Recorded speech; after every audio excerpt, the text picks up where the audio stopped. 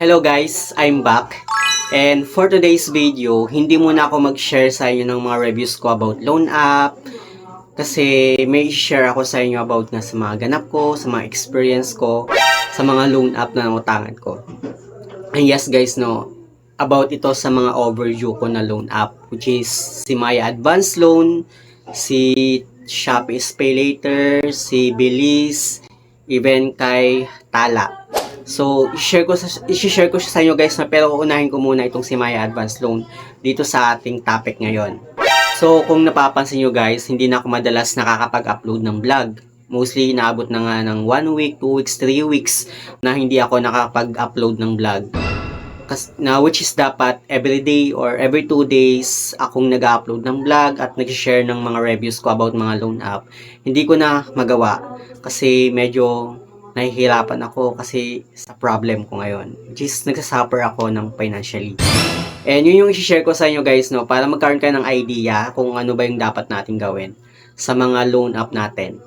Pero sa topic natin ngayon, unahin ko munang i-share sa inyo yung overdue ko about dito kay Maya Advance Loan nung December 2025. Ano bang nangyari? Tinawagan ba ako ng mga agent? Hinaras ba ako? Or pinuntahan ba ako sa bahay? Or binayaran ko ba yung utang ko sa kanya, yung overdue ko sa kanila? Well, malalaman nyo yan no, dito sa ating pag-uusapan ngayon. Kaya naman kung interesado ka, keep on watching.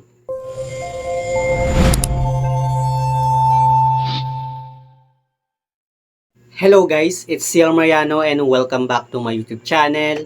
At kung hindi ka pa nakapag-subscribe sa aking channel, please subscribe dahil palagi ako nag-share ng mga experience ko at nag-review ng mga OLA or online lending platform kung legit ba o hindi dito sa ating channel.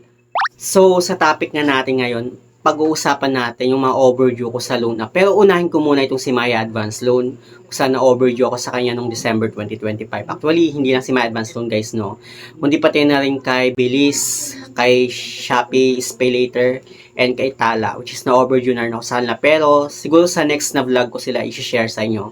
Kasi si Maya Advance Loan muna yung magiging topic natin ngayon para magkaroon kayo ng idea if ever na ma-overdue kayo kay Maya Advance Loan. Ano bang nangyari, no? Binayaran ko ba siya? Tinawagan ba ako ng mga agent? Hinaras ba ako? Or na hindi na ako nakapag-reloan sa kanyang account, sa kanyang application. So, nag-due date ako kay Maya Advance Loan noong December 19 yata or 20. And then, hindi ako nakapag-settle ng payment kasi hindi sumakto yung sahod ko doon sa mismong due date ko. Ang sahudan kasi namin is 22 to 26, yan. And yung due date ko nga is 20, so hindi ako nakapag-settle ng payment. Ang nangyari, nagkaroon ako ng late payment charge na 5%. Okay, so kaya ako na overdue kay Maya Advance Loan noong December 2025 due to financial difficulties, which is talagang nagkaroon talaga ako ng financial problem. And hindi naman talagang kailangan na sa due date mo naka-ready na agad yung pambayad mo. Which is dumadating din talaga tayo sa point na, sa time na nagkakaroon tayo ng financial problem, financial difficulties, or hindi sumasakto yung pera natin sa mismong due date natin. Or late yung delay yung sahod natin, yung mga ganyan. So, mahihirapan tayong magbayad.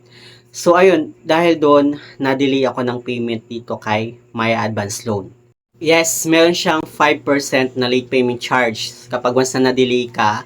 And 1 month na yun siya. Hindi siya katulad ng ibang loan app na everyday may interest. Sa kanya, one time lang siya. Like 1 month na yun siya, yung late payment charge na yun. So, kahit 1 day ka pa lang na-delay sa kanya, automatic, meron na siyang 5% na penalty.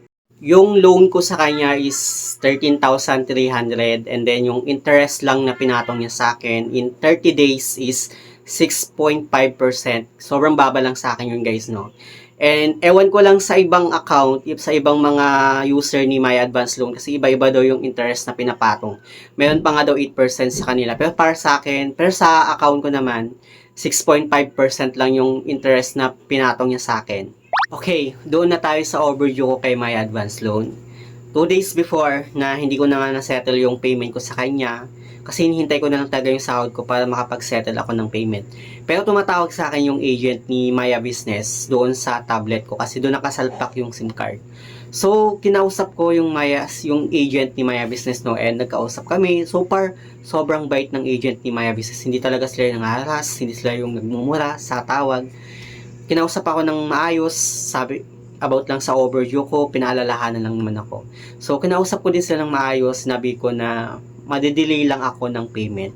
Kasi delay po yung sahod ko. I mean, hindi po sumakto yung sahod ko doon sa due date. So, yung sahod ko kasi is papasok siya ng December 23 or 24. So, nagkaroon kami ng agreement nung agent ni Maya Business. And nilagay niya lang na 24 para sure na makakabayad ako.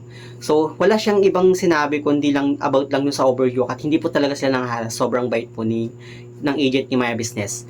So, nagkaroon kami ng agreement and then, yun lang. Isang beses lang siyang tumawag sa akin. Tapos, kinausap ko, tinanong ko kung sakali ba na once na makapagbayad ako sa kanila, makakapag-reloan pa ba ako?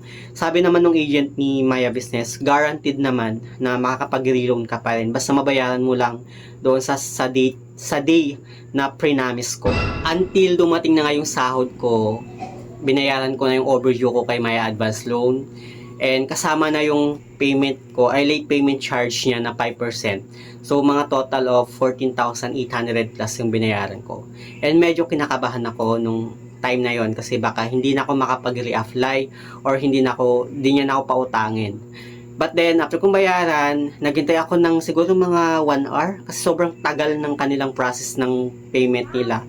Until naka-receive ako ng text na maaari na ulit ako mag-apply. So, tuwang-tuwa ako kasi pwede na ulit pala ako mag-apply at hindi ako nabigo. Hindi ako binigo, which is totoo nga pala yung sinabi ng agent na guaranteed pa na makakapag-reapply ako. So, nakapag-reloan pa ako pero hindi nga lang tumaas yung credit limit ko at hindi rin naman bumaba. Same pa din yung credit limit ko nung before. Same pa rin, nasa 13,300 pa din. So, yun pa din yung in-approve sa akin na loan amount. At least, sobrang bait ng agent ni Maya Business and sobrang bait din ni Maya Business kasi nagpapareloan pa sila kahit overdue ka na.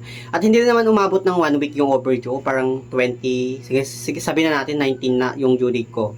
20, 1, 2, 3, 4. So, 5 days lang naman yung overdue ko at nakapag-reloan pa naman ako. At hindi naman nangaharas yung mga agent niya kapag tumatawag. Yun lang yung gawin nyo guys, no? Makipag-connect lang kayo sa agent. I-reach out nyo lang sila. And kausapin nyo lang sila. Sabihin nyo lang yung side nyo na madidelay ka ng payment. Kasi nakakaintindihan sila eh. And then, kapag once na okay na, makakapag-reloan ka pa rin naman. Yung nakakaloka lang kasi dito kay Maya Advance Loan. Dati kasi yung due date ko sa kanya is 26. So 26 yan. So 30 days lang kasi yung offer niya sa akin na long term payment, which is dapat 90 days yung longer term payment niya, pero 30 days lang. Like 1 month lang yung offer niya sa akin na long term payment.